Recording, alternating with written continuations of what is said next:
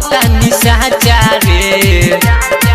हमारा गाँव के बच्चा बच्चा रे तोरे ढोरी के कहता अच्छा रे। हमार गाँव के बच्चा बच्चा रे तोरे ढोरी के कहता अच्छा रे। बड़ी सुंदर लगता रे बात कहता निशाचा रे। हमार गाँव के बच्चा बच्चा रे तोरे ढोरी के कहता अच्छा रे।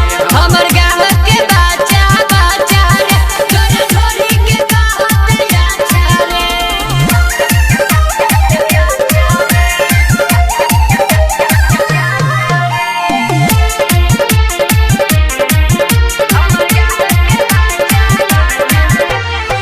नाच के नचनिया बारू कमर बा तोहर पातर रे। सुन रे तो भीत जैसे पीठ लागे सीना लगता चाकर रे।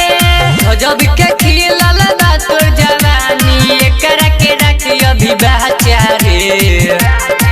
हमार गाँव के बच्चा बच्चा रे तोरा ढोरी के कहता अच्छा रे। हमार गाँव के बच्चा बच्चा रे तोरा ढोरी के कहता अच्छा रे।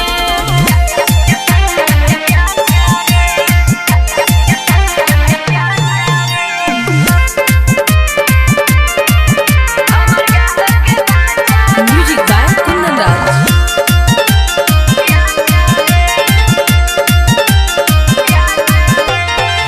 कमर हिलाई के तू खुश कइलू मन हो।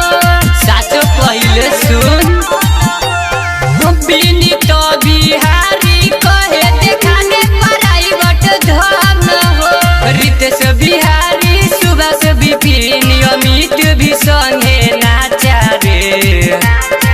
हमार गाँव के बच्चा बच्चा रे तोरा ढोरी के कहता अच्छा रे।